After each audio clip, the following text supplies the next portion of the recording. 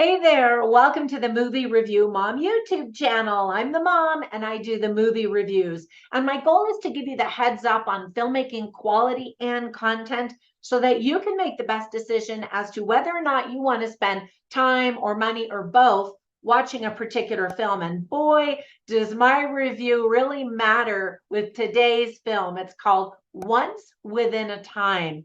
It's an amusing fantasy that is now playing in select theaters. It's rated PG-ish and is only 52 minutes long. So it's not quite what you picture for a feature film. My overall movie review mom grade is a C. Now let me explain why. I'll give you an overview in a nutshell and I'll point out things I liked, things I didn't like, tips for parents, themes worth talking about, and some recommendations for other films that are sort of similar, or at least by the same director. All right, so in a nutshell, this film is truly for artsy, fartsy cinephiles who appreciate an extremely creative and symbolic film rather than the typical Hollywood fare. Now, you might think your taste is quite sophisticated, but many viewers might stumble upon this and wonder what on earth it's all about.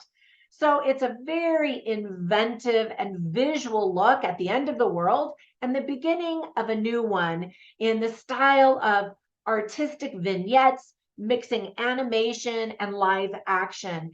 If you understand and like the trailer, then you might be interested in watching the entire film. If not, skip it. The movie was directed by Godfrey Reggio and John Kane. Now, Godfrey Reggio also wrote it. So here's a list of things that I liked about it. First of all, it is definitely creative and different. And if that's what you want, well, here you go. The children in the film are very, just, I keep saying very a lot in this review. They're just adorable. An appropriate word to describe this film is provocative. Now, you really have to think about what you're seeing and what the various images symbolize in order to understand it. And even still, you may wonder if you understood it correctly. This isn't the kind of movie that can just play in the background while you're cooking or something else. You really have to pay attention and think about the symbolism that you're seeing. Fun fact, Mike Tyson was involved with this project. So there's a list of things that I didn't like. First of all, as I keep trying to explain in kind words, this film is definitely not for everyone. I imagine that most people who are in the mood to watch a good movie won't be quite prepared for what this is. Most people won't have the patience to endure the entire movie, even though it's much shorter than the typical 90-minute film. Again, it's very, very different. So watch the trailer first. Now, let me give you some tips for parents. I think kids are going to be completely confused and bored or just laugh at how ridiculous it all is and confusing it all is.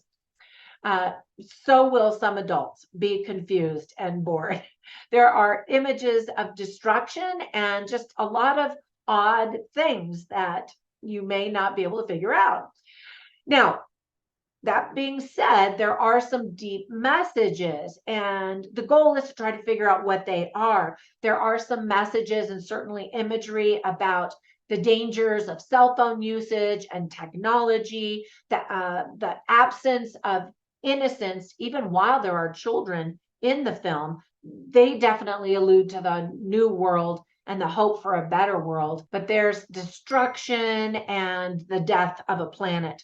Some of the themes are creation and Mother Earth, the apocalypse, politics, and the digital age. Now, I'm sure this movie had a lot more to say than what I got out of it. So comment down below. Let me know what you think. I always write down interesting lines and funny lines while I'm taking notes of films, simply so I can share them with you. But when I went back to look at my notes, of course, I didn't write down anything because the movie is very visual with no dialogue. There is, however, some provocative music that I thought was very interesting and really created a certain ambience. Now, let me give you some recommendations for other films that I think that you're going to like if you like this one. And in fact, they are all directed by the same director. The first one is called, oh, if I can pronounce it, Koyaanisqatsi. I have not seen any of these.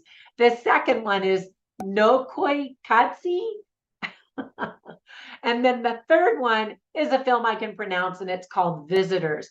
Again, they are similar enough in style. They, for example, with Visitors, they're using young children again, but it's very visual and it's just more of an experience than, just going to the movie theater and watching a film. So if all that sounds interesting, have a great time, and definitely comment down below and let me know what you thought of it. Have a fantastic day, and I will catch you in the next one. Bye for now.